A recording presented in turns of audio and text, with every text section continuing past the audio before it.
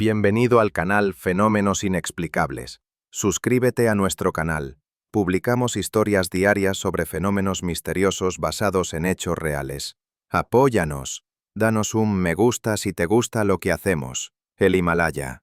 Las montañas más altas de la Tierra. Eternos guardianes de antiguos secretos perdidos entre acantilados y glaciares inaccesibles. Aquí, en el techo del mundo, donde el aire es tan tenue que cada respiración es una lucha y el frío cala hasta los huesos, la gente ha contado historias durante siglos sobre criaturas que viven en lugares inaccesibles para los humanos. Los llamaban por diferentes nombres: Yeti, Mi-Gyo, Meto-Kangmi, Tzu-Tek, hombres de nieve, guardianes de las montañas.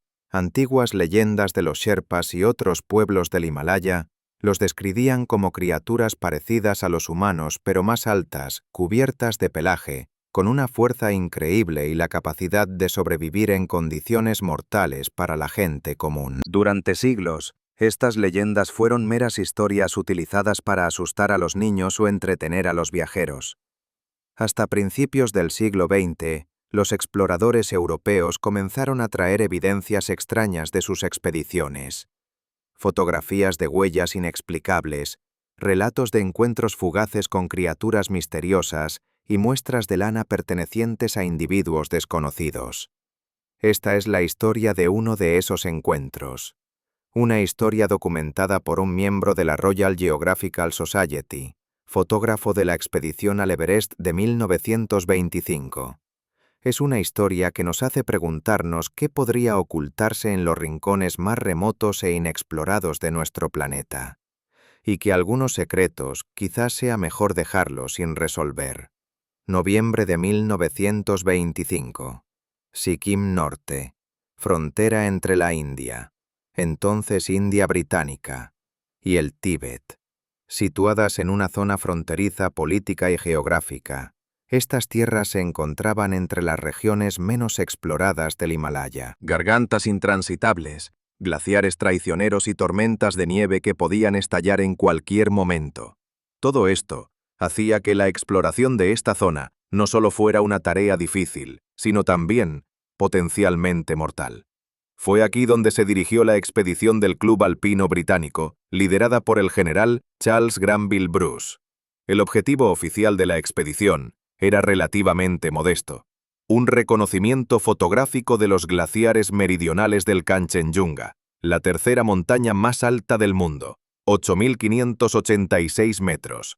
Pero muchos participantes, incluido el propio Bruce, tenían planes más ambiciosos: prepararse para una futura ascensión al propio Kanchenjunga, una montaña considerada sagrada por los lugareños y nunca antes escalada por un europeo.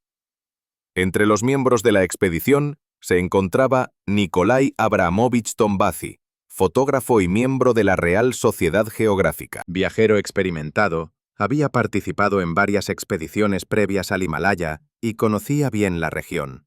Pero ni siquiera su experiencia lo preparó para lo que encontraría esta vez. La expedición también incluyó escaladores británicos, así como guías y porteadores sherpas locales. Los sherpas, robustos montañeros adaptados a la vida a gran altitud, fueron compañeros indispensables en las expediciones al Himalaya. Sin su conocimiento del terreno, sus tradiciones, su fuerza física y su resistencia, prácticamente ninguna exploración europea del Himalaya habría tenido éxito. El 20 de noviembre de 1925, la expedición acampó en el glaciar Zemu, ubicado a una altitud aproximada de 4.500 metros sobre el nivel del mar. El glaciar Zemu es uno de los más grandes de Sikkim, con origen en la ladera norte del Kanchenjunga y extendiéndose a lo largo de muchos kilómetros valle abajo. Es un lugar hostil, donde el hombre se siente constantemente vulnerable a los elementos. La temperatura bajó a menos 30 grados durante la noche, señor, informó Tenzing, el sherpa de mayor rango, al general Bruce la mañana del 21 de noviembre. Y el pronóstico no es bueno. Parece que se acerca una tormenta de nieve. Bruce frunció el ceño. Continuar la expedición en esas condiciones sería una temeridad, pero tampoco quería regresar sin lograr sus objetivos. ¿Qué dices, Tombazi? Le preguntó el general al fotógrafo. ¿Tendremos tiempo de tomar las fotos necesarias del glaciar antes de que empiece la tormenta? Nikolai Tombazi, que en ese momento estaba revisando su equipo fotográfico, miró hacia arriba. Si el tiempo aguanta al menos hasta mañana por la noche, señor, entonces sí. Planeo escalar ese afloramiento rocoso hoy. Señaló una elevación a 1 kilómetro del campamento. Y tomar fotos panorámicas del glaciar desde allí. Y mañana podríamos explorar sus brazos laterales. De acuerdo, asintió Bruce. Adelante. Pero ten cuidado y no te quedes ahí después del anochecer. Podría ser mortal aquí fuera. Lo que sucedió ese día en el glaciar Zemu cambió la vida de Nikolai Tombazi para siempre y se convirtió en uno de los avistamientos de Yeti más famosos y mejor documentados de la historia. 22 de noviembre de 1925. 15:30 horas. Glaciar Zemu, Sikkim Norte. Altitud aproximada 4.500 metros sobre el nivel del mar. Nikolai Tombazi escaló un afloramiento rocoso que ofrecía una magnífica vista del glaciar y los picos montañosos circundantes. El aire era cristalino, algo poco común a tales altitudes donde la neblina es común. Era un día perfecto para tomar fotografías. Tombazi montó su cámara en un trípode y comenzó a tomar una serie de fotos panorámicas. El trabajo requería concentración. A tales altitudes, cualquier error en la configuración podía arruinar el resultado, y no siempre había oportunidades para repetir las fotos. Estaba completamente absorto en su trabajo cuando notó un movimiento con el rabillo del ojo al otro lado del glaciar, a unos 300 metros de distancia. Al principio, Tombazi pensó que era alguien de la expedición, quizás uno de los Sherpas, pero algo en el movimiento le llamó la atención. Tombazi apartó la mirada de la cámara y la dirigió hacia el objeto en movimiento. Lo que vio lo dejó paralizado. Al otro lado del glaciar, entre los montones de hielo y rocas, una figura se movía. Sin duda, era la figura de una criatura erguida, pero claramente no era humana. Incluso desde la distancia, Tombazi pudo distinguir que la criatura estaba cubierta de pelaje oscuro y se movía con sorprendente facilidad por el complejo terreno del glaciar. Más tarde, en su informe oficial a la Royal Geographical Society, Tombazi lo describiría así. Ciertamente era un objeto bípedo, similar a un humano, que caminaba erguido en la nieve, ligeramente inclinado hacia adelante y aparentemente de color oscuro o vestido de colores oscuros. Con manos temblorosas, Tombazi intentó apuntar su cámara a la criatura, pero se movía demasiado rápido para una buena foto a esa distancia. Además, el sol ya comenzaba a ponerse, lo que hacía que la iluminación fuera insuficiente para una buena fotografía a distancia. «Oye», gritó Tombazi, esperando atraer la atención de la criatura, o, si era un humano, obtener una respuesta. Su voz resonó en las rocas, pero la criatura no reaccionó. Continuó moviéndose y desapareció repentinamente tras un afloramiento rocoso. Tombazi observó la escena durante casi 1 minuto. Todo sucedió tan rápido que incluso empezó a dudar de la realidad de lo que había visto. ¿Quizás era simplemente un juego de luces y sombras? ¿O una alucinación provocada por el aire enrarecido de las tierras altas? Pero la intuición del viajero experimentado le decía que efectivamente había visto algo inusual, algo que desafiaba las nociones habituales sobre la fauna del Himalaya. Tombazi se apresuró a terminar su sesión de fotos y regresar al campamento. Tenía que informar de su avistamiento al general Bruce y al resto de la expedición. Y lo más importante, tenía que regresar al lugar al día siguiente para buscar rastros de la criatura que había visto. Mientras descendía hacia el campamento, Tombazi no podía quitarse de la cabeza la sensación de ser observado. Se detuvo varias veces y miró hacia atrás, pero no vio nada más que interminables extensiones nevadas y oscuros picos montañosos. Sin embargo, la sensación de no estar solo en aquel gélido desierto nunca lo abandonó. «No me digas que crees en las historias del Yeti», se dijo en voz alta, tratando de disipar su creciente ansiedad. Pero en el fondo, ya lo sabía. Lo que había visto hoy no era una quimera ni una alucinación. Y mañana tendría que encontrar pruebas. 23 de noviembre de 1925. 8 horas. Campamento de expedición en el glaciar Cemu. El relato de Nikolai Tombazi sobre su encuentro con una misteriosa criatura fue recibido con diversos grados de escepticismo en el campamento. El general Bruce, sin mostrarse completamente incrédulo, sugirió que Tombazi podría haber visto un oso negro del Himalaya de pie sobre sus patas traseras, o incluso a otro miembro de la expedición, cuya apariencia estaba distorsionada por la distancia y la peculiar iluminación. Con el debido respeto, señor, replicó Tombazi, sé muy bien cómo es un oso, y aún más, cómo es un hombre. Lo que vi no era ninguna de las dos cosas. Los Sherpas, al escuchar la historia de Tombazi, reaccionaron de forma completamente distinta. No mostraron sorpresa, como si encontrarse con semejante criatura fuera algo completamente normal. Mi Guío, dijo Tenzing asintiendo, el hombre salvaje de las nieves. Los Sherpas lo conocen desde hace siglos. ¿Los has visto antes? Preguntó Tombazi con interés. No, Sub, pero mi abuelo los vio 2 veces. Y mi padre una vez encontró sus huellas en lo alto de las montañas, donde la gente común no va. Tombazi decidió no perder tiempo. Inmediatamente después del desayuno, organizó un pequeño grupo de búsqueda compuesto por él mismo y 3 Sherpas, entre ellos Tenzing. Su objetivo era regresar al lugar del avistamiento del día anterior y buscar rastros de la criatura. Tengan cuidado, advirtió el general Bruce antes de partir, y si ven señales de una tormenta inminente, regresen de inmediato. Ningún descubrimiento científico vale la pena perder la vida. El grupo abandonó el campamento alrededor de las 8:30 am. El clima estaba despejado pero frío, la temperatura estaba muy por debajo del punto de congelación y el aire enrarecido les quemaba los pulmones con cada respiración. Llegaron al afloramiento rocoso donde Tombazi había observado a la criatura el día anterior, aproximadamente 1 hora después. Desde allí, cruzarían el glaciar para llegar al lugar donde Tombazi había visto por última vez a la misteriosa figura. El glaciar Cemu era un complejo laberinto de témpanos de hielo, grietas y puentes. Recorrerlo requería experiencia y precaución. Cada paso era potencialmente peligroso. Una grieta profunda podía estar oculta bajo una fina capa de nieve, y una caída en ella significaba una muerte segura. A las 11 am, llegaron al otro lado del glaciar.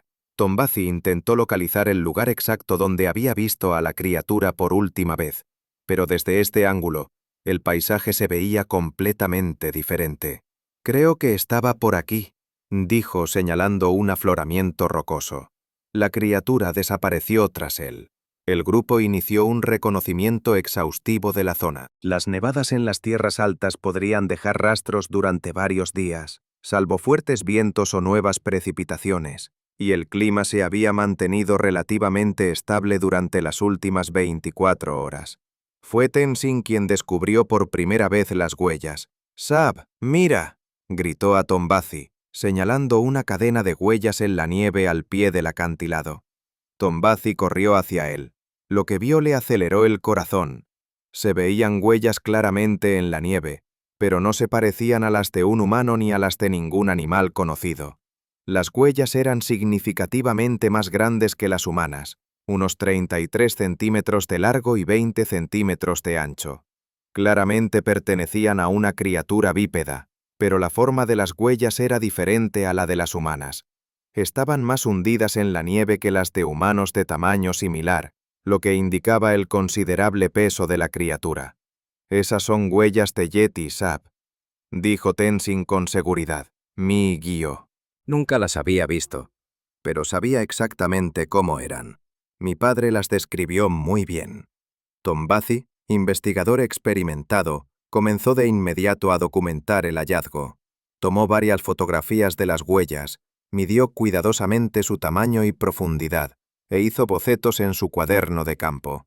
«Las huellas suben por la ladera», comentó uno de los Sherpas, como si la criatura se dirigiera al paso. De hecho, una cadena de pistas conducía desde el glaciar hasta la ladera nevada, para luego desaparecer entre las rocas, donde la nieve no podía retenerse debido a la pendiente. Tombazi experimentó sentimientos encontrados. Por un lado, estaba emocionado y entusiasmado. Acababa de descubrir evidencia tangible de la existencia de una criatura misteriosa, antes limitada a leyendas e historias sin confirmar. Por otro lado, la certeza de que en algún lugar cercano podría haber una criatura desconocida para la ciencia, posiblemente peligrosa, era alarmante. ¿Deberíamos seguirlos?, le preguntó Tombazi a Tenzing. Sherpa meneó la cabeza. No, Sub. Seguir a los Migio a sus dominios es una mala idea. No les gusta que la gente se inmiscuya en su territorio, y conocen estas montañas mejor que cualquier humano. Además, añadió otro Sherpa, mirando al cielo, el tiempo está cambiando. ¿Ves esas nubes? Pronto nevará. Quizá incluso haya una ventisca. Tenemos que volver al campamento antes de que eso ocurra. Tombazi sabía que tenían razón. Arriesgar vidas para perseguir a una criatura misteriosa en un terreno montañoso desconocido con una tormenta de nieve acercándose sería imprudente. Ya tenía fotografías y mediciones de las huellas, evidencia suficiente para un informe científico preliminar. De acuerdo, volvamos, asintió, pero deberíamos regresar aquí en cuanto podamos, quizás con un grupo más grande y mejor preparados. Emprendieron el viaje de regreso al campamento. Tombazi miraba con frecuencia hacia los acantilados, tras los cuales se habían desvanecido las huellas del Yeti, sintiendo una extraña mezcla de entusiasmo científico y miedo primario. No podía evitar la sensación de que unos ojos invisibles los observaban. Los Sherpas también estaban tensos. Se movían con rapidez, apenas hablaban, y miraban constantemente a su alrededor. Para ellos el Yeti no era solo un misterio científico, eran criaturas de su folclore, rodeadas de temor y respeto místicos. Al llegar al centro del glaciar, empezó a nevar. Al principio solo eran unos pocos copos dispersos, pero pronto la nevada se intensificó y la visibilidad empezó a empeorar. «Tenemos que darnos prisa, Sable», dijo Tenzing. «Si hay una tormenta de verdad, podríamos perdernos incluso a unos pasos del campamento». Aceleraron el paso lo máximo que pudieron para evitar riesgos sobre la traicionera superficie del glaciar. El viento arreció. La nieve les azotaba el rostro, dificultando la respiración, ya de por sí difícil debido a la poca densidad del aire. Y justo entonces, cuando estaban a solo unos cientos de metros del campamento, lo oyeron a través del rugido del viento. Un grito largo y penetrante, proveniente de las alturas. Un grito que no podía pertenecer a ningún animal conocido en estas montañas. «Migio», susurró Tenzing. «Nos están advirtiendo. Nos están diciendo que abandonemos sus dominios. O llaman a sus parientes», añadió otro Sherpa con tristeza. Tombazi no sabía qué creer, pero el grito lo animó aún más. Llegaron al campamento justo cuando la tormenta arreciaba y la visibilidad se reducía a unos pocos metros. Esa noche, tendido en su tienda bajo el viento aullante, Tombazi no pudo dormir. Repasó mentalmente los sucesos del día, las extrañas huellas en la nieve, los rostros tensos de los Sherpas y ese grito que resonaba en las laderas de la montaña. Un grito que seguía resonando en su cabeza incluso ahora. «¿Qué eres?», susurró en la oscuridad. «¿Y qué quieres de nosotros?». 15 de enero de 1926. Londres, Reino Unido. Reunión de la Royal Geographical Society. Tras regresar de la expedición, Nikolai Tombazi comenzó de inmediato a preparar un informe científico sobre sus observaciones. Reveló cuidadosamente todas las fotografías tomadas en el glaciar Zemu, incluidas las de las extrañas huellas. Desafortunadamente, debido a las condiciones de la fotografía, la distancia del objeto y la iluminación deficiente, no se obtuvieron fotografías de la criatura. Sin embargo, las huellas se documentaron con la suficiente claridad como para presentarlas a la comunidad científica. El informe de Tombazi fue incluido en la agenda de una reunión de la Royal Geographical Society. una organización autorizada dedicada al estudio y documentación de los descubrimientos geográficos. La sala de reuniones de la sociedad estaba repleta de destacados científicos, exploradores y viajeros. La mayoría conocía a Tombazi como un fotógrafo serio y confiable, y miembro de varias expediciones exitosas. Pero ese día, su discurso provocó una reacción muy diferente a la habitual. Cuando Tombazi presentó su informe sobre el avistamiento de una criatura bípeda desconocida y el descubrimiento de huellas extrañas, un ambiente de escepticismo invadió la sala. Muchos científicos intercambiaron miradas de incredulidad, algunos sonrieron abiertamente. El profesor Reginald Pocock, reconocido zoólogo y experto en la fauna asiática, fue el primero en expresar sus dudas. Señor Tombazi, con el debido respeto a su experiencia y reputación, debo señalar que sus observaciones no están suficientemente documentadas como para justificar conclusiones tan extraordinarias. Lo que vio bien podría haber sido un oso negro del Himalaya de pie sobre sus patas traseras. Profesor Pocock, respondió Tombazi. Conozco bien la apariencia y los hábitos del oso negro del Himalaya. La criatura que observé se desplazaba sobre dos patas con una facilidad inigualable por la de un oso. Además, las huellas que descubrimos al día siguiente eran claramente las de un bípedo y mucho más grandes que las humanas. Las huellas podrían haber sido dejadas por otro animal y luego distorsionadas por el sol y el viento. Replicó otro científico. O podrían haber sido las huellas de varios animales superpuestas, creando la ilusión de una única huella de gran tamaño. Tombazi mostró fotografías de las huellas, sus bocetos y mediciones, pero sintió que no podía romper el muro del escepticismo científico. Para la mayoría de los presentes, la idea de la existencia de un gran primate desconocido en el Himalaya era demasiado descabellada como para tomarla en serio. Quizás fue una alucinación en la montaña, sugirió uno de los miembros de la sociedad. A gran altitud, donde el aire es enrarecido, este tipo de experiencias no son raras, incluso entre escaladores experimentados. Tombazi estaba empezando a perder la paciencia. Caballeros, comprendo su escepticismo. Si yo fuera ustedes, probablemente reaccionaría igual. Pero sé lo que vi, y los rastros que descubrimos eran evidencia real y tangible. No estaban distorsionados por las condiciones climáticas.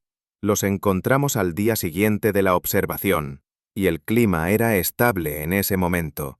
Entonces, ¿por qué no trajeron moldes de yeso de estas huellas?, preguntó alguien del público. Eso sería una prueba más convincente que las fotografías, que podrían distorsionarse o malinterpretarse. No teníamos yeso, admitió Tombazi. La expedición era fotográfica, no zoológica. No planeábamos buscar rastros de animales desconocidos. La discusión continuó durante casi una hora más, pero cada vez era más evidente que Tombazi no lograría convencer a la mayoría de los presentes de la realidad de lo que había visto.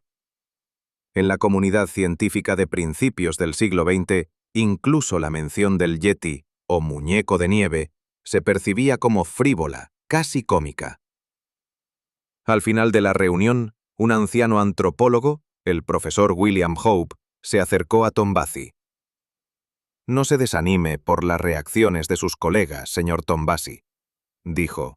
La ciencia siempre desconfía de todo lo que trasciende los paradigmas establecidos, pero eso no significa que esté equivocado. Si realmente ha visto lo que informa, siga recopilando pruebas. La verdad, en última instancia, importa más que la opinión generalizada. Estas palabras reconfortaron un poco a Tombazi, pero seguía sintiéndose decepcionado. Sabía que había visto algo inusual, algo de importancia científica, pero sin pruebas más convincentes. Sus observaciones serían solo una historia más sobre un encuentro con el legendario Yeti, una historia que la mayoría de los científicos serios se negaban a creer. Tombazi decidió que debía regresar al Himalaya. Tenía que encontrar pruebas más convincentes. Tenía que obligar a la comunidad científica a reconocer la posibilidad de que un primate desconocido para la ciencia existiera en las montañas más altas del mundo. Pero él no sabía que esta obsesión, este deseo de demostrar que tenía razón, eventualmente lo llevaría por un camino que cambiaría su vida y su carrera para siempre. Mayo de 1937, Darjeeling, India. 12 años han pasado desde el primer encuentro de Nikolai Tombazi con una misteriosa criatura en el glaciar Zemu. A lo largo de los años, Tombazi regresó al Himalaya varias veces como parte de diversas expediciones, pero nunca pudo replicar su observación. Vio huellas similares a las que había descubierto en 1925. Oyó gritos extraños en la noche y recopiló relatos locales de encuentros con gente salvaje de las nieves, pero nunca encontró ninguna prueba directa e incontrovertible. Esto no lo detuvo. Al contrario, su determinación se fortaleció con cada año que pasaba. Estudió toda la literatura disponible sobre el tema, consultando con antropólogos, zoólogos y folcloristas. Se convirtió posiblemente en el mayor experto europeo en el abominable hombre de las nieves, aunque su trabajo aún se veía con escepticismo en los círculos científicos. En 1937, Tombazi organizó su propia pequeña expedición. A diferencia de sus expediciones anteriores, esta se dedicó por completo a la búsqueda de evidencia del Yeti. Tombazi gastó una parte significativa de sus ahorros personales para financiarla, y también recibió una modesta subvención del profesor Hope, uno de los pocos científicos que apoyó su investigación. La base de la expedición era Darjeeling, una ciudad en el Himalaya indio y un punto de partida tradicional para las expediciones al Himalaya. Desde allí, Tombazi planeaba viajar a la región del glaciar Zemu, donde tuvo su primer encuentro con el Yeti, y luego explorar otras zonas remotas de Sikkim. La expedición incluía al propio Tombazi, a su viejo amigo el Sherpa Tenzing, que con los años se ha convertido en uno de los guías más experimentados del Himalaya, y a 4 porteadores Sherpas más. Han pasado 12 años, Sable, dijo Tenzing mientras discutían la ruta en una pequeña posada de Darjeeling. ¿Aún quieres encontrar mi yo? Más que nunca, Tenzing, respondió Tombazi. A lo largo de los años, ha habido muchísimos informes nuevos de avistamientos y de huellas encontradas. No todo pueden ser alucinaciones o errores. Están ahí fuera, en las montañas. Y esta vez, pretendo obtener pruebas irrefutables. Tenzing meneó la cabeza. Los Migio no quieren que los encuentren, Sable. Son sabios y cautelosos. Conocen las montañas mejor que cualquier Sherpa. Y pueden sentir a alguien acercándose a kilómetros de distancia. Entonces debemos ser más listos, dijo Tombazi. Esta vez tengo un plan. El plan de Tombazi era sencillo: instalar varias cámaras trampa automatizadas en las zonas donde los lugareños reportaban ver yetis o encontrar sus rastros con mayor frecuencia.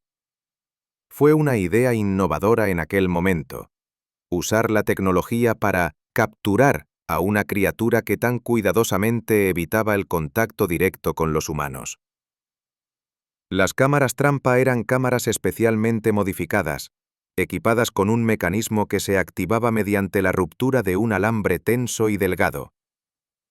El dispositivo era voluminoso y poco fiable para los estándares modernos, pero era la mejor tecnología disponible en la década de 1930.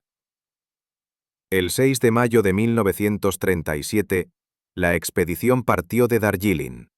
Su ruta los llevó a través de pasos de montaña, densos bosques y praderas de gran altitud. El clima era favorable. Mayo en el Himalaya se caracteriza típicamente por un clima estable antes del inicio de la temporada de monzones. Al 5.º día de viaje, llegaron a su primer destino, un pequeño pueblo al pie de las montañas, con acceso al glaciar Zemu. Allí Tombazi planeaba recopilar la información más reciente sobre avistamientos de Yeti en la zona. El jefe de la aldea, un anciano llamado Norbu, los recibió con la tradicional hospitalidad del Himalaya. Les ofreció té con mantequilla y arroz. Cuando Tombazi le explicó el propósito de su visita, Norbu no mostró sorpresa. Los Migio llegan a nuestra tierra cada primavera, dijo. Descienden de las montañas más altas cuando se derrite la nieve y regresan antes de que comiencen los monzones. ¿Los has visto?, preguntó Tombazi. No los he visto personalmente, pero los cazadores los han visto. y también mujeres que recogen hierbas en la parte alta del bosque. Y hace 2 semanas, Yampa, el pastor de Jax, encontró huellas extrañas en lo alto de una ladera por donde la gente no suele pasar. Tombazi entrevistó a todos los aldeanos que afirmaron haber visto yetis o sus huellas. Las historias variaban, pero todas compartían elementos comunes. Los yetis eran descritos como criaturas altas y peludas que caminaban sobre 2 patas y evitaban el contacto con las personas, pero a veces las observaban desde lejos. Después de pasar un día en el pueblo, Tombazi estaba lleno de entusiasmo. «Saldremos mañana a buscar», le dijo a Tenzing esa noche. Según los lugareños, la mayoría de las huellas se encontraron en la parte alta del arroyo Langtang. «Instalaremos varias cámaras trampa allí». Tenzing parecía preocupado. «Sab, debo advertirte. Los lugareños dicen que los Migio están especialmente activos este año. Y algunos se han estado comportando de forma inusual». «¿Qué quieres decir?» «Los Migio suelen evitar a la gente, intentando pasar desapercibidos, pero en las últimas semanas se han dado casos de ellos acercándose a la aldea. Una mujer afirma haber visto a un Migio observando a sus hijos jugar junto al arroyo. Y el pastor Yampa dice que uno de sus yaks fue asesinado y parcialmente devorado por algo grande y poderoso. ¿Quizás era un leopardo o un oso?» Yampa dice que no.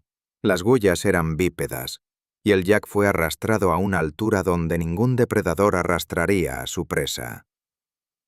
Tombazi hizo una pausa. Si estas historias eran ciertas, el comportamiento de los yetis sí había cambiado.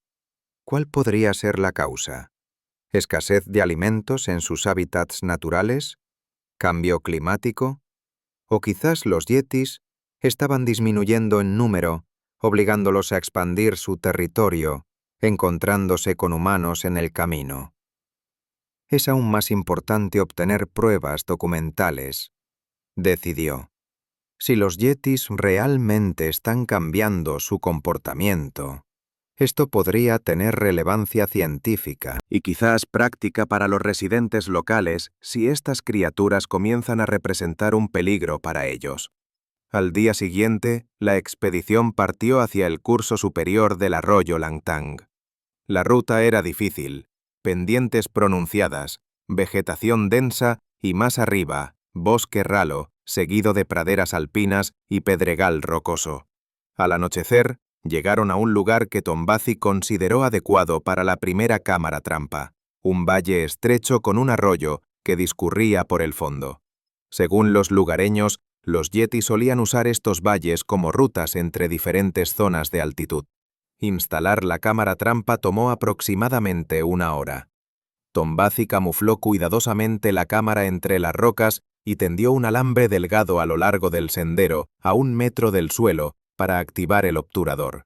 Cualquier criatura lo suficientemente grande que caminara por el sendero rozaría el alambre, tomándose así una foto. «Ahora solo nos queda esperar», dijo Tombazi, observando su trabajo con satisfacción. «Mañana instalaremos algunas trampas más en otros lugares y volveremos en 1 semana para comprobar los resultados».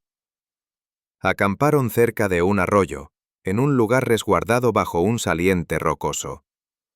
Tras una cena sencilla de arroz y carne seca, los viajeros se dispusieron a pasar la noche. La noche en las montañas siempre está llena de sonidos: el murmullo del agua, el aullido del viento, los gritos de las aves y los animales nocturnos. Pero esa noche, Tombazi escuchó algo que le heló la sangre. Fue un grito, largo y bajo, distinto a cualquier sonido emitido por cualquier habitante conocido del Himalaya. Un grito que había oído una vez, 12 años atrás, en el glaciar Zemu. Tombazi se incorporó bruscamente en su saco de dormir. Tenzing y los demás sherpas también se despertaron y escucharon con cautela la noche. «Mi-gyo», susurró Tenzing. «Están cerca». El grito se repitió, esta vez más cerca, y entonces llegó un grito de respuesta desde el otro lado del valle, como si 2 criaturas se llamaran. «Se están comunicando», dijo Tombazi. Es increíble. Están cazando», lo corrigió Tenzing con gravedad. Y me temo, Sub, que nos están cazando a nosotros. 7 de mayo de 1937, 23:30 horas. Arroyo Langtang Superior, Sikkim. Los gritos del Yeti continuaron durante casi una hora.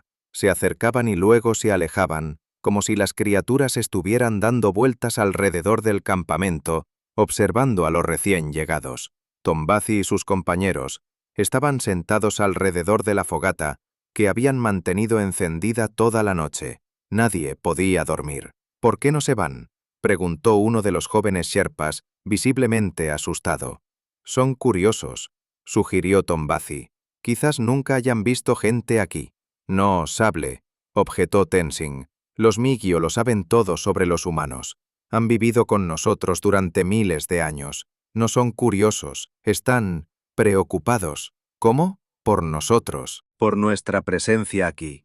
Quizás piensen que estamos invadiendo su territorio, o más probablemente que están protegiendo algo. ¿Qué pueden proteger? Mis cachorros, Sab. La primavera es la época en que las Migyo dan a luz. Los lugareños siempre se advierten entre sí que tengan especial cuidado en las montañas en esta época del año. Las Migyo se vuelven agresivas si sienten que sus cachorros están amenazados. Esta información hizo reflexionar a Tombazi. Si los Yeti realmente protegían a sus crías, su comportamiento era comprensible. Cualquier animal se vuelve especialmente agresivo al proteger a sus crías. Pero también significaba que la situación era potencialmente peligrosa. Quizás deberíamos cambiar de campamento, sugirió. Si por accidente acampamos cerca de su casa, refugio, o lo que sea que estén criando a sus crías, quizás sea mejor irnos. Tenzin asintió. Sí, Sub, sería prudente. Pero no ahora, no esta noche. De noche los Migyo ven mejor que nosotros. Debemos esperar al amanecer e irnos cuando haya luz. Tombazi estuvo de acuerdo. Navegar por el terreno montañoso en la oscuridad sería arriesgado incluso sin la amenaza potencial de criaturas desconocidas. La noche se alargó. Los gritos del Yeti se hicieron cada vez menos frecuentes hasta que cesaron por completo. Pero esto no trajo alivio.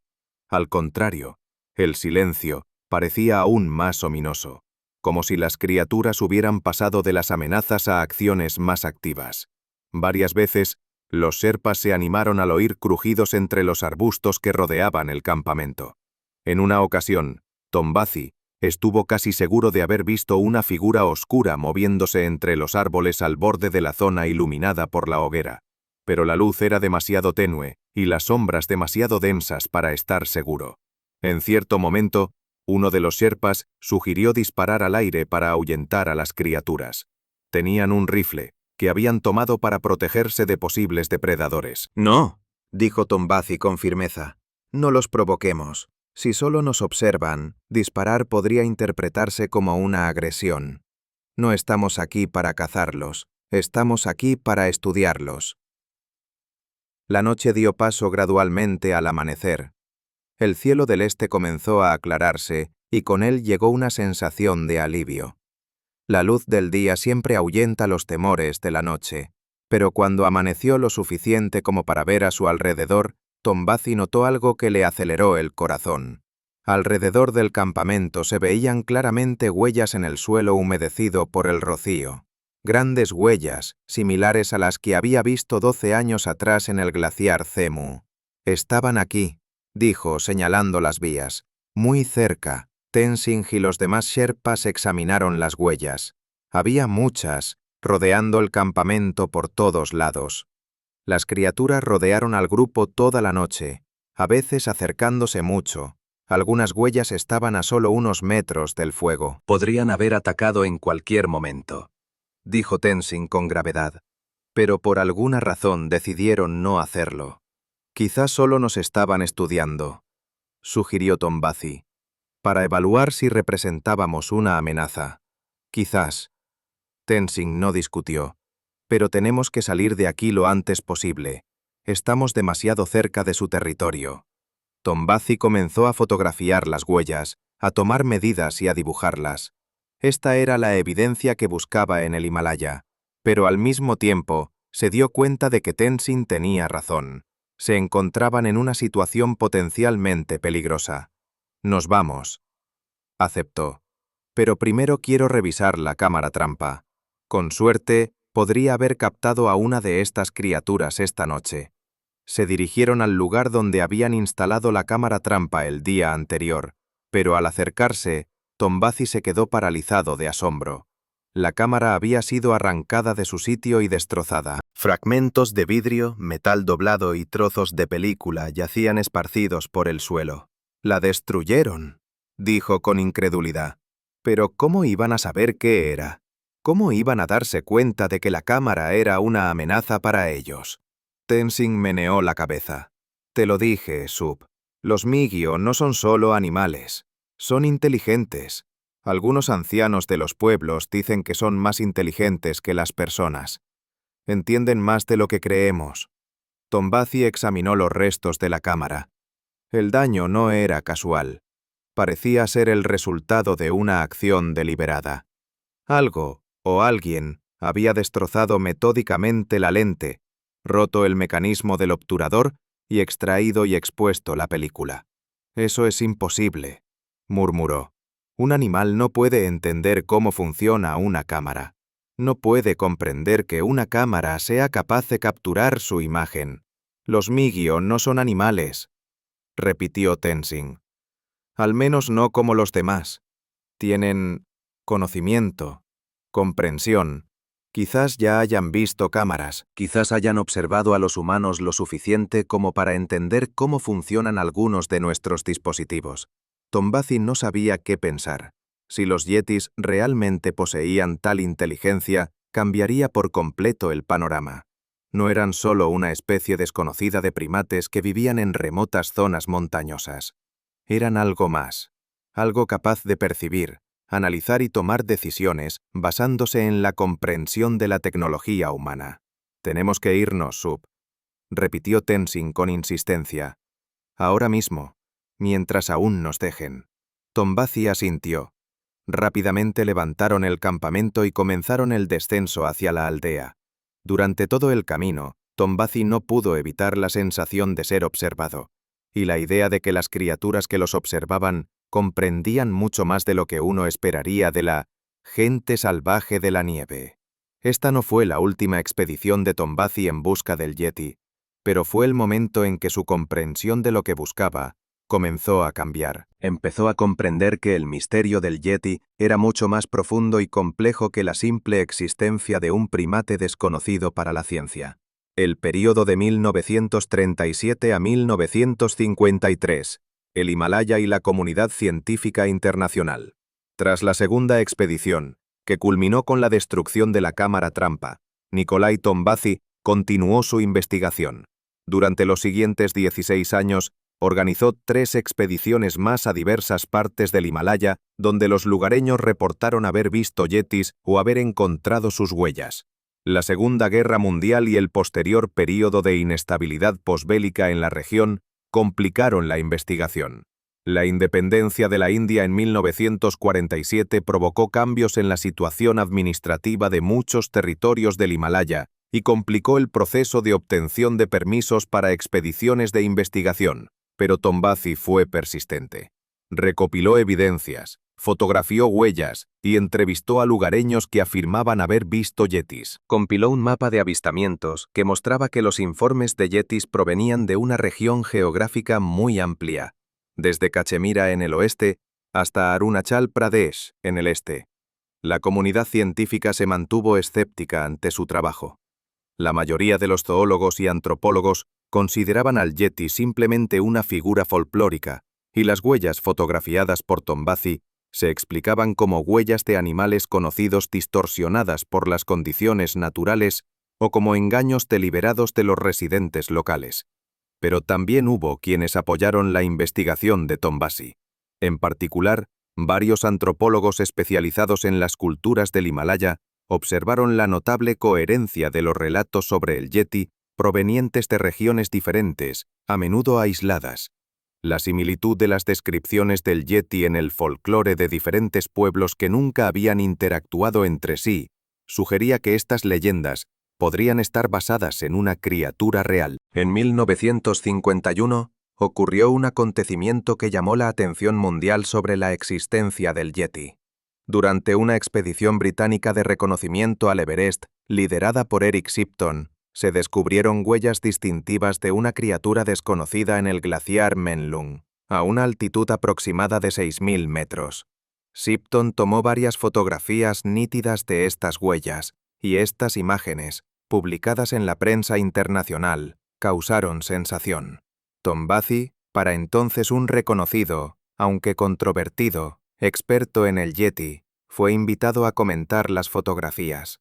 Confirmó que las huellas eran muy similares a las que él mismo había observado en 1925 y 1937, y expresó su esperanza de que, ahora que la evidencia provenía de un investigador tan reputado como Shipton, la comunidad científica tomara más en serio la cuestión de la existencia del Yeti.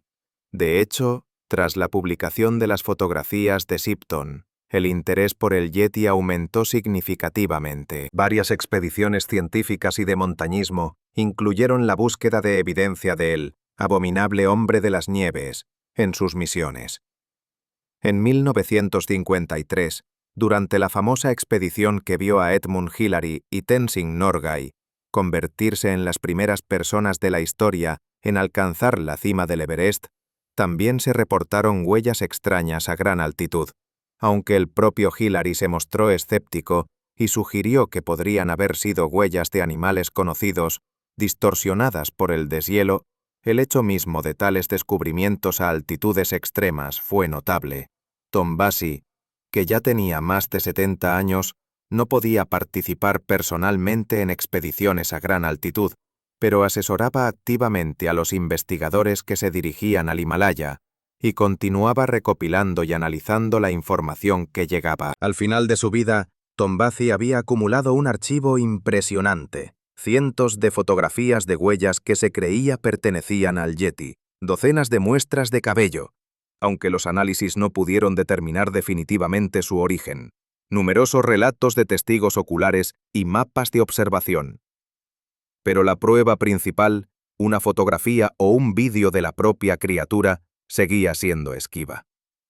Los yetis, si realmente existían, seguían evitando el contacto directo con los humanos, y lo más interesante, parecían expertos en evadir cualquier medio técnico para capturar su imagen. Tombazzi observó este extraño fenómeno repetidamente. Tras la rotura de la cámara trampa en 1937, se produjeron incidentes similares en otras expediciones. Las cámaras se desalineaban, capturando solo el paisaje y no la trayectoria que se suponía que debía seguir la criatura. O la película se agotaba repentinamente, justo cuando, a juzgar por otras señales, el Yeti estaba cerca. O se producían fallos técnicos inexplicables. A veces siento que, de alguna manera, son conscientes de nuestras intenciones y tecnología, escribió Tombazzi en su diario en 1952. Es como si tuvieran un sexto sentido que les permite detectar cuando los observan a través del lente de una cámara.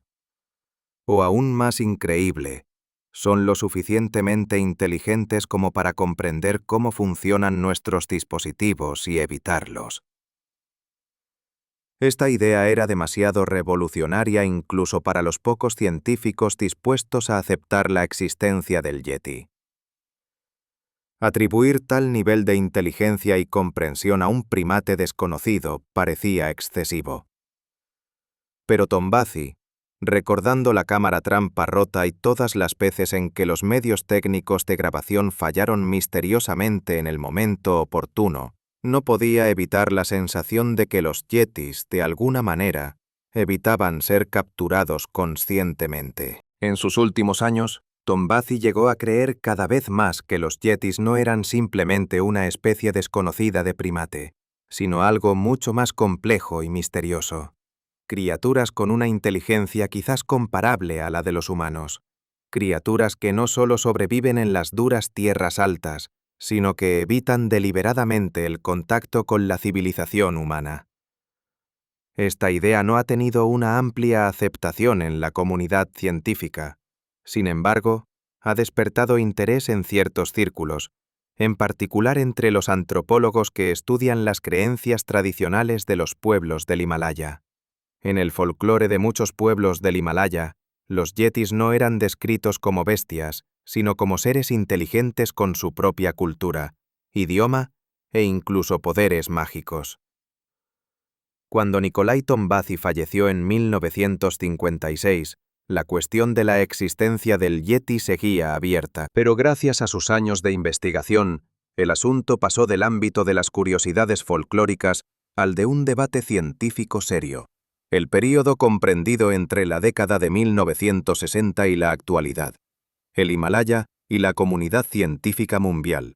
La investigación sobre el yeti no cesó tras la muerte de Nikolai Tombazi. Al contrario, el interés por el muñeco de nieve alcanzó su máximo esplendor en las décadas de 1950 y 1960.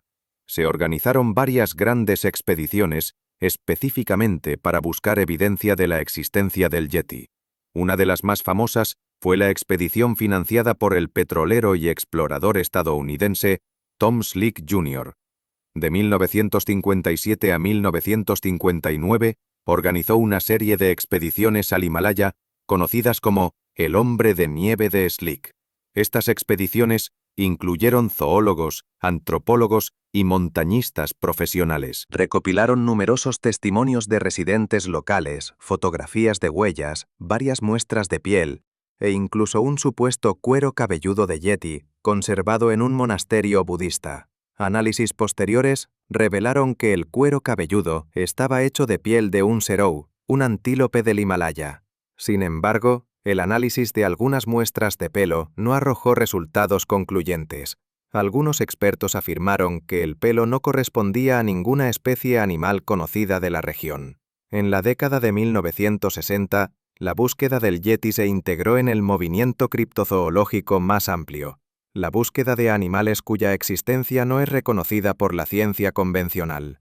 El yeti, junto con criaturas como pie grande, Norteamérica, yowie, Australia, y almasti, simpro, y almasti, Cáucaso, se convirtieron en objeto de investigación criptozoológica. Sir Edmund Hillary, la primera persona en conquistar el Everest, dirigió una expedición entre 1960 y 1961, uno de cuyos objetivos era la búsqueda del yeti. La expedición no encontró pruebas convincentes de la existencia del abominable hombre de las nieves, y Hillary se convirtió posteriormente en uno de los escépticos más destacados sobre el tema. Uno de los momentos más intrigantes en la historia de la investigación del yeti fue la publicación en 1967 del llamado Memorando del Yeti, un documento redactado por el agregado estadounidense en Nepal, Ernest Coleman. Desclasificado en 2017, este documento describía las normas que los ciudadanos estadounidenses debían seguir si deseaban buscar al yeti en Nepal. Según estas normas, establecidas por el gobierno nepalí, quienes buscaran al yeti debían pagar una tarifa especial y comprometerse a no matar ni herir a un yeti si lo encontraban. También debían informar de su descubrimiento al gobierno nepalí. La mera existencia de un documento oficial de este tipo muestra hasta qué punto se tomaba en serio la posibilidad de la existencia del yeti en algunos países de la región. En la década de 1970, el interés por el yeti comenzó a decaer. Esto se debió a varios factores: la falta de nuevas pruebas convincentes, el fallecimiento o la jubilación de muchos de los primeros investigadores del yeti, incluyendo a Tombazi, y un cambio general en el clima científico. La criptozoología quedó cada vez más relegada a un segundo plano en el discurso científico. Sin embargo, la investigación continuó. En las décadas de 1980 y 1990, varias expediciones, incluidas las lideradas por el alpinista y explorador italiano Reinhold Messner, partieron al Himalaya en busca del yeti. Messner, quien afirmó haber visto uno durante una de sus ascensiones en 1986, concluyó posteriormente que el muñeco de nieve era una especie rara de oso del Himalaya. Con el desarrollo de la tecnología genética a principios del siglo XXI, fue posible analizar con mayor precisión muestras sospechosas de pertenecer al Yeti. En 2011, el genetista ruso Anatoly Klos analizó el ADN de una muestra de cabello presuntamente perteneciente a Pie Grande y declaró que no coincidía con ninguna especie conocida. En 2013, el genetista británico Brian Sykes publicó los resultados de un análisis de ADN de 30 muestras sospechosas de pelo de Yeti. La mayoría resultó ser pelo de animales conocidos, pero 2 muestras, de Bután y Ladakh, mostraron similitudes con el ADN de un oso polar extinto que vivió hace 40.000 años. Este descubrimiento suscitó la hipótesis de que el Yeti podría ser una especie desconocida de oso o un híbrido de oso pardo y polar que sobrevive en zonas remotas del Himalaya. Sin embargo, investigaciones posteriores realizadas por otros científicos han puesto en duda estos hallazgos. En 2017, un equipo internacional de investigadores, dirigido por Charlotte Lindquist de la Universidad de Buffalo, realizó el mayor análisis genético hasta la fecha de especímenes presuntamente pertenecientes al Yeti. Examinaron 24 muestras, que incluían pelo, huesos, fragmentos de piel e incluso heces, recolectadas de diversos museos y colecciones privadas. Los resultados mostraron que todas las muestras pertenecían a animales conocidos: osos pardos del Himalaya y del Tíbet, un oso negro, un perro, un panda, un tejón, una vaca, un caballo, una cabra y un lobo. Ninguna de las muestras indicó la existencia de una especie de primate desconocida. Pero, ¿significa esto que el Yeti definitivamente no existe? Los científicos que realizan este estudio son cautelosos en sus conclusiones. Señalan que la falta de evidencia de la existencia del Yeti no prueba su inexistencia. El Himalaya es una región vasta e inaccesible, e incluso en el siglo XXI, algunas áreas permanecen prácticamente inexploradas. En 2019, el ejército indio publicó fotografías de enormes huellas descubiertas por sus escaladores cerca del campo base de Makalu, a una altitud aproximada de 5.800 metros. Las fotografías, publicadas en la cuenta oficial de Twitter del ejército, iban acompañadas de un mensaje que afirmaba que podrían ser las huellas del mítico Yeti. El informe despertó un renovado interés en el Yeti, aunque muchos expertos se mostraron escépticos y sugirieron que las huellas podrían haber sido hechas por un oso u otro animal grande, y luego distorsionadas por el sol y la nieve derretida. Así pues, casi un siglo después del primer avistamiento de Nikolai Tombazi en el glaciar Zemu, la cuestión de la existencia del Yeti sigue abierta. A pesar de la falta de pruebas científicas convincentes, siguen surgiendo leyendas e informes de encuentros con el muñeco de nieve en diversas regiones del Himalaya.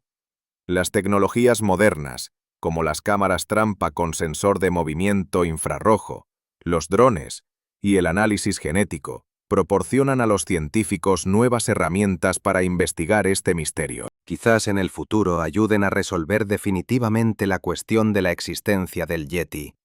Pero por ahora, el misterio persiste. Y quizás sea lo mejor. En un mundo donde casi no quedan espacios en blanco en el mapa, donde los satélites fotografían cada metro cuadrado de la superficie terrestre, donde el análisis de ADN puede determinar la identidad de las especies a partir de una muestra microscópica de tejido, las historias de criaturas misteriosas que evitan el contacto humano nos recuerdan que aún no todo se ha descubierto ni estudiado, que nuestro planeta aún puede albergar secretos, y quién sabe, tal vez en algún lugar alto del Himalaya, donde el aire es tan enrarecido que cada respiración se convierte en una lucha y la nieve nunca se derrite, los yetis todavía observan las raras figuras humanas escalando sus montañas, y también se preguntan, ¿qué son estas extrañas criaturas y representan un peligro? Agosto de 2019, campamento base de Makalu, 5.800 metros sobre el nivel del mar. El Dr. Anand Sharma, biólogo de Belly, mide cuidadosamente las extrañas huellas descubiertas por escaladores militares indios hace apenas unos meses. Estas huellas causaron gran revuelo en los medios internacionales cuando el ejército indio publicó fotos de ellas en su cuenta oficial de Twitter con el siguiente texto: por primera vez, una expedición militar ha descubierto las misteriosas huellas del esquivo Yeti. Las huellas son realmente impresionantes. Son mucho más grandes que las huellas humanas, tienen una forma extraña y forman un sendero que se extiende por el campo nevado. Pero Sharma, un experimentado investigador de campo, no se apresura a sacar conclusiones. ¿Qué opinas?, pregunta su colega, el zoólogo británico David Morrison. Es difícil decirlo, responde Sharma, tomando notas en su cuaderno de campo. Aquí la nieve se derrite durante el día y se congela por la noche. Esto distorsiona mucho cualquier rastro. Lo que empezó como una huella de oso puede verse completamente diferente después de varios ciclos de deshielo y congelación. ¿Como las huellas de una criatura bípeda? Posiblemente, sobre todo si el oso caminaba, pisando con sus patas traseras las huellas de sus patas delanteras. Este es un comportamiento común en algunas especies de osos en la nieve profunda. Morrison asiente. Él también se muestra escéptico ante la idea de que estas huellas pertenezcan a un homínido desconocido. Demasiadas pruebas similares de la existencia del Yeti han sido desacreditadas en las últimas décadas. Pero entonces recuerda las historias que escuchó de los guías sherpas que los ayudaron a llegar al campamento base. Historias de gritos nocturnos que no se parecían a ningún sonido conocido. Historias de tormentas de nieve que estallaban de repente, como si se les hubiera ordenado cuando los escaladores se acercaban a ciertos puntos. Historias de la extraña sensación de ser observado, incluso cuando no hay un alma en kilómetros a la redonda. ¿Sabes?, dice. A veces pienso que no es la falta de evidencia, sino nuestra reticencia a verla. Los científicos estamos tan apegados a nuestra propia imagen del mundo, que simplemente descartamos todo lo que no encaja en ella. Sharma levanta la vista de su cuaderno. ¿No me estarás diciendo que crees en los yetis? No digo que lo crea, pero observen los hechos. Cientos de informes de avistamientos de residentes locales a lo largo de siglos. Decenas de testimonios de escaladores experimentados, científicos y militares. Fotografías de huellas tomadas por autoridades como Eric Shipton. Es imposible simplemente descartar todo esto. Pero también es imposible ignorar la falta de evidencia directa, replica Sharma. Ni una sola fotografía clara de la criatura, ni un solo cuerpo o esqueleto, ni una sola muestra de tejido cuyo ADN no se pueda rastrear hasta una especie conocida. ¿Y si evitan el contacto deliberadamente?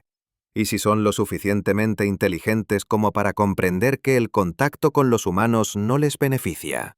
Sharma se ríe. Ahora suenas como Tom Bathy en sus últimos diarios. Yetis inteligentes evitando las cámaras conscientemente. ¿Qué tiene de increíble?, insiste Morrison. Sabemos que algunos primates, incluso aquellos con una inteligencia no muy cercana a la de los humanos, son capaces de comportamientos complejos, usar herramientas y aprender.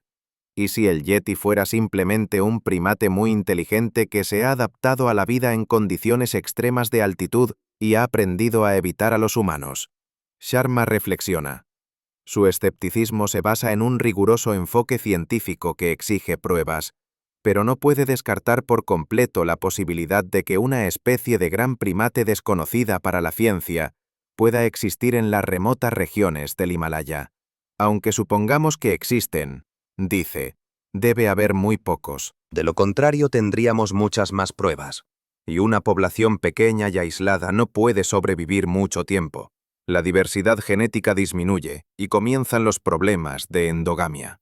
A menos que no haya muchos y estén más extendidos de lo que creemos. Interrumpe Morrison. ¿Recuerdan los informes sobre huellas de Yeti en Bután? ¿De Nepal? ¿Del Tíbet? Es una zona enorme, y gran parte permanece prácticamente inexplorada por los humanos. Su conversación se ve interrumpida por una fuerte ráfaga de viento. El cielo, que hacía un momento estaba despejado, de repente empieza a nublarse. Los sherpas cercanos intercambian miradas preocupadas. «Tormenta de nieve», dice uno. «Reúnan sus cosas, necesitamos refugio». ¿Una tormenta de nieve?, pregunta Morrison sorprendido. Pero el pronóstico fue bueno toda la semana. El clima cambia rápidamente en las montañas, responde el Sherpa. Sobre todo en este lugar. Los lugareños dicen que aquí viven los espíritus de la montaña. No les gusta que los extraños se queden demasiado tiempo. Los científicos recogen rápidamente su equipo. Ya empieza a nevar y los copos gruesos dificultan la visibilidad. El viento arrecia y el frío intenso los obliga a apresurarse. Mientras se dirigían a sus tiendas, Morrison no podía evitar una extraña sensación. La ventisca había comenzado de forma repentina e inesperada. Y justo cuando discutían la posibilidad de la existencia del Yeti, fue como si alguien hubiera escuchado su conversación y hubiera decidido interrumpirla. Es solo una coincidencia, se dice. Son solo las inclemencias del tiempo en la montaña. Pero en lo más profundo de su ser, más allá de su pensamiento racional y científico, surge otra idea. ¿Y si los Sherpas tuvieran razón? ¿Y si estas montañas realmente estuvieran custodiadas por alguien que no quiere que se revelen sus secretos? Y en el aullido de la tormenta siente algo casi significativo, algo así como una advertencia. Octubre de 2020. Darjeeling, India. Conferencia Internacional sobre Criptozoología del Himalaya. Científicos, investigadores y entusiastas de todo el mundo se reunieron en la pequeña sala de conferencias de un hotel. El tema de la conferencia fue Yeti, leyenda y realidad. Entre los participantes se encontraban zoólogos, antropólogos, genetistas, así como escaladores y residentes locales que afirmaban haber visto yetis o sus huellas. El Dr. Anand Sharma presenta los resultados de su investigación sobre las huellas descubiertas en Makalu en 2019. El análisis genético de muestras de pelo encontradas cerca de las huellas reveló que pertenecían a un oso pardo tibetano, afirma. Se trata de una especie rara que vive a gran altitud. Sus huellas, distorsionadas por el derretimiento y la congelación de la nieve, podrían confundirse fácilmente con las de una criatura bípeda desconocida. Se escuchan suspiros de decepción en la sala. Otra posible prueba de la existencia del Yeti se revela, explicable por hechos científicos comprobados. Pero el siguiente orador, Mingma Sherpa, un guía con 30 años de experiencia en el Himalaya, tiene un punto de vista diferente. Respeto la ciencia, dice. Pero hay cosas que la ciencia aún no puede explicar. He visto Migyo 2 veces en mi vida. Una vez durante una tormenta de nieve en el paso de Renjola. La segunda vez fue en el valle superior del Khumbu, cerca de un lugar que los lugareños consideran sagrado. Mingma describe a la criatura como alta, cubierta de pelaje oscuro y que caminaba sobre 2 patas. Dice que el Yeti lo miró directamente, pero no mostró ninguna agresividad. Luego, cuando empezó a nevar, la criatura simplemente desapareció entre las rocas. No era un oso, dice Mingma con seguridad. He visto muchos osos en las montañas.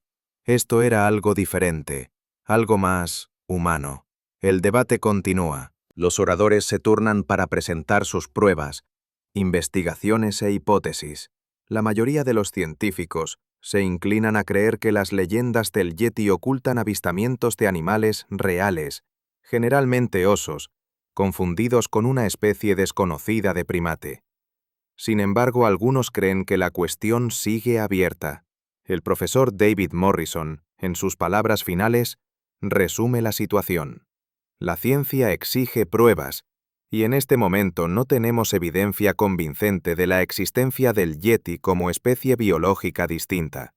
Todas las muestras analizadas mediante métodos genéticos modernos han resultado ser restos de animales conocidos. Hace una pausa y mira alrededor del público. Pero eso no significa que debamos dejar de explorar. El Himalaya es una región vasta, compleja y en gran parte inexplorada. Incluso ahora, en la era de las imágenes satelitales y el GPS, existen valles y desfiladeros inexplorados por los científicos modernos. Seguimos descubriendo nuevas especies animales y vegetales en esta región. ¿Quién puede asegurar que el Yeti no esté entre esos descubrimientos? Tras la conferencia, varios participantes se reunieron en el bar del hotel por la noche. La conversación, como era de esperar, Siguió girando en torno al Yeti. ¿Sabes qué es lo que más me intriga?, dice Morrison mientras bebe un whisky local. No son las historias del Yeti en sí, sino cómo encajan en el contexto más amplio del folclore global. Casi todas las culturas tienen sus propias leyendas sobre seres salvajes que viven lejos de la civilización. Pie Grande en Norteamérica, los Yogui en Australia, los Almasti en el Cáucaso, los Lesi en Rusia. Es un arquetipo casi universal. ¿Quizás esto sea un reflejo de nuestra memoria genética?, sugiere un antropólogo de Nepal. Un recuerdo de una época en la que nuestros ancestros coexistieron con otras especies de homínidos, neandertales, denisovanos, o una proyección de nuestro miedo subconsciente a lo salvaje, añade el psicólogo japonés. El Yeti y otras criaturas similares simbolizan todo lo que está más allá de nuestra civilización, más allá de nuestro control. ¿Y si fuera mucho más sencillo?, interrumpe un sherpa anciano que había estado sentado en silencio en un rincón. ¿Y si estas historias existen porque estas criaturas son reales? Los científicos intercambian miradas. Nadie quiere rebatir abiertamente las palabras del anciano, pero su escepticismo es evidente. Entiendo su desconfianza, continúa el sherpa. Ustedes son gente de ciencia, solo creen en lo que pueden medir, pesar y fotografiar. Pero hay cosas que existen, aunque no se puedan capturar ni examinar con un microscopio. Por ejemplo, pregunta Morrison. El conocimiento, por ejemplo, responde el anciano. La sabiduría, el espíritu. ¿Puedes medirlos? ¿Puedes demostrar su existencia con tus métodos científicos? Y aún así, existen. Son categorías diferentes, replica Morrison. Se supone que el Yeti es una criatura física. Si existe, debería dejar rastros físicos, huellas, pelaje, excrementos, restos óseos. ¿Y si es más inteligente de lo que crees?, pregunta el sherpa. ¿Y si sabe cómo evitar tus trampas, tus cámaras, tus expediciones? Esto los lleva de nuevo al mismo debate que tuvo lugar en la conferencia.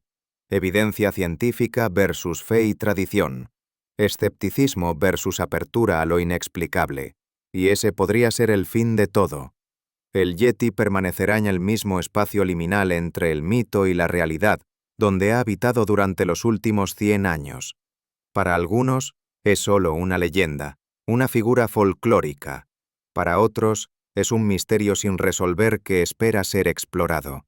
Para otros, es una criatura muy real con la que se han topado cara a cara. Y en algún lugar alto del Himalaya, donde el aire es tan tenue que cada respiración es una lucha y la nieve nunca se derrite por completo, quizás los yetis sigan existiendo. Observando las raras figuras humanas escalando sus montañas, como la gente observa a las hormigas construir sus nidos, con curiosidad, a veces con aprensión, a veces con irritación, y quizás con la sonrisa sabia de seres que saben que la mejor manera de guardar su secreto es permitir que quienes lo buscan duden de su propia existencia. Abril de 2023, en algún lugar alto del Himalaya. El amanecer tiñe de rosa los picos nevados. El silencio de las tierras altas solo lo rompe el silbido del viento y el lejano rumor de un glaciar que se desliza lentamente por la ladera.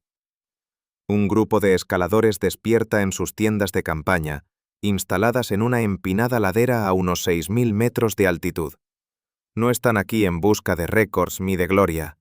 Están aquí por la ciencia. Su misión es instalar una red de estaciones meteorológicas automáticas a distintas altitudes para estudiar el cambio climático y su impacto en los glaciares del Himalaya.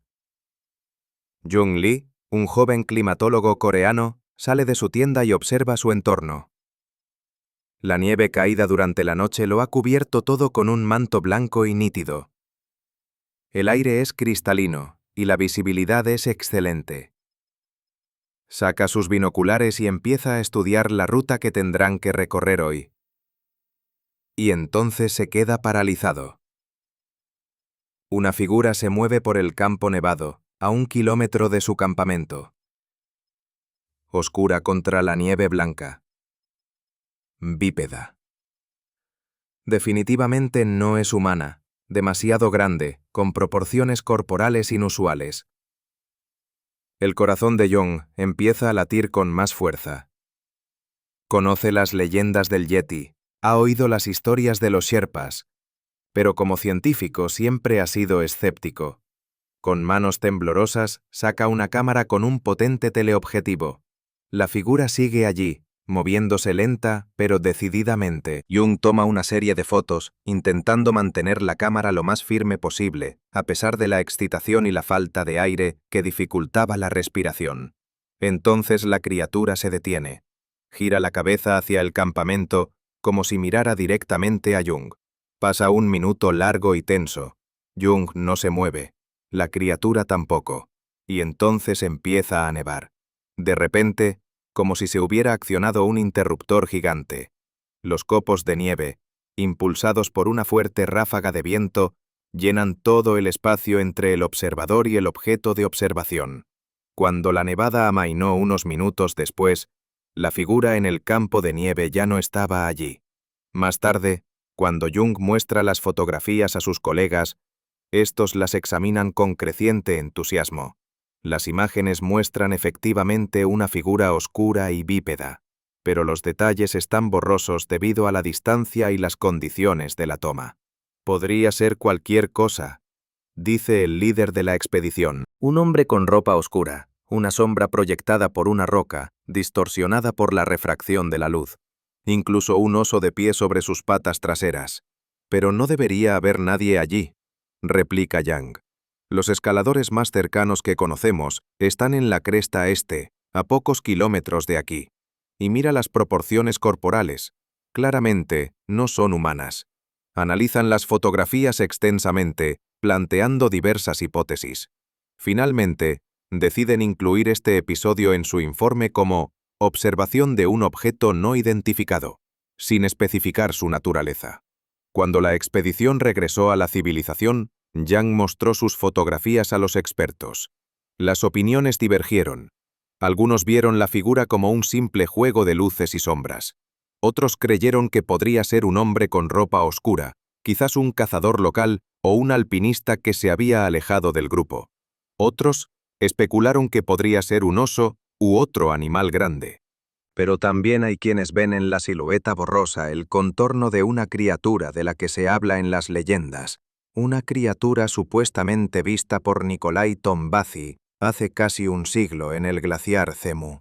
Las fotografías de Jung no causan sensación. Son demasiado borrosas y ambiguas como para servir como prueba de algo. Se suman a un vasto archivo de evidencia similar, intrigantes pero poco convincentes. Y el misterio del Yeti sigue vivo, en leyendas transmitidas de generación en generación en pueblos de montaña, en debates y conferencias científicas, en los corazones de quienes creen que no todo en este mundo puede explicarse ni catalogarse, y en algún lugar alto del Himalaya, donde el aire es tan tenue que cada respiración es una lucha, y la nieve nunca se derrite por completo.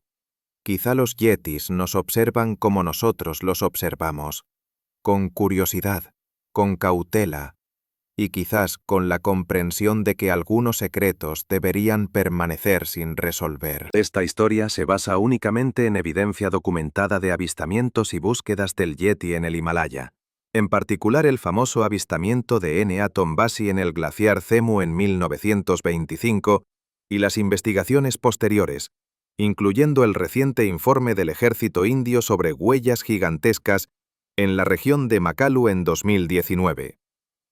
Gracias por escuchar. Si te gustó esta historia, suscríbete a nuestro canal para ver más. Comparte tu opinión sobre el Yeti en los comentarios. ¿Quizás hayas visto algo inexplicable?